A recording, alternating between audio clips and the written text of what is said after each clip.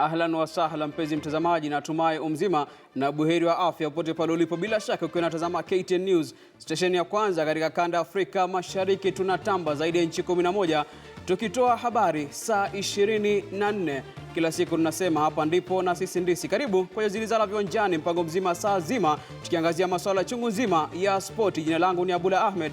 Tutakuwa pamoja tukiangazia masuala ya spoti, na hii leo ikiwa ni tarehe 7 mwezi Disemba mwaka 2016, ni siku ambayo mbivu na mbichi itajulikana mwendo wa usiku, ambapo mwanariadha bora upande wa wanaume na wanawake nchini Kenya mwaka 2016 wanatawazwa katika hafla maalum ambayo itaandaliwa hapa Nairobi. Baadaye inafungamana na swali nimekuuliza kwenye mtandao wa kijamii: je, unaona ni mwanariadha gani ambaye ameshamiri mwaka 2016, hasa baada ya mashindano ya riadha mbalimbali na pia katika mashindano ya Olimpiki Brazil mwaka 2016 ambapo Kenya bendera ilipeperushwa. Bila shaka Kenya ikinamaliza katika nafasi ya kwanza katika bara la Afrika na pia kushamiri katika mashindano hayo zaidi ya walivyoshamiri katika mashindano yaliyopita mwaka 2012, mwaka 2008 katika eneo la Beijing. Karibu, na siko peke yangu ndani ya studio, bali ninao wageni pia ambao mmoja wao mnamfahamu, alikuwa hapa wiki iliyopita akizungumzia mashindano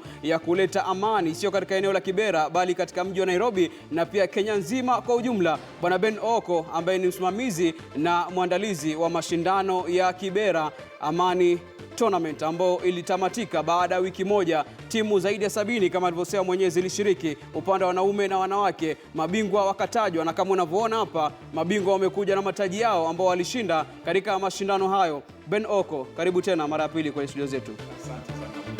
Mashindano yalikuwa vipi? Mashindano yalikuwa nzuri zaidi.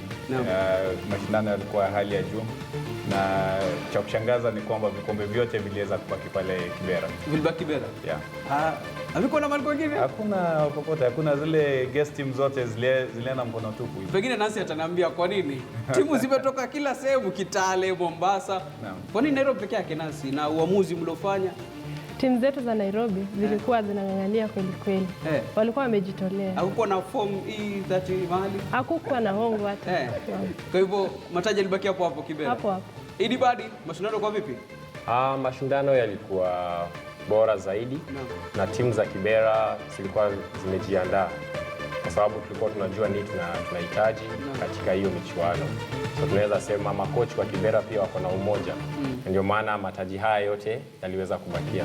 Naam, bila shaka tunazungumzia mashindano ambao walijumuisha vijana wengi kutoka sehemu mbalimbali nchini Kenya ili kuonesha uweledi wao. Na katika kuonesha uweledi ama katika michezo, mtazamaji, ni kwamba lazima wachezaji wafanye mazoezi ya hali ya juu ili kuweza kushamiri katika michezo mbalimbali. Wengine walalamika, hata mimi nikiwemo pia, usema kuwa hakuna sehemu na hakuna vifaa vizuri vya mazoezi. Lakini hebu tuchukue mfano wa nchi ya Fiji ambayo ilitoa timu ya kwanza ambayo ilishinda taji la Olimpiki raga ya wachezaji 7 katika mashindano ya Rio, na pia wakashamiri katika msururu wa raga ya wachezaji 7 msimu uliopita. Hebu tuangalie nyumbani kwao, wao wanafanya mazoezi vipi? Wanahitaji vifaa ama ni mali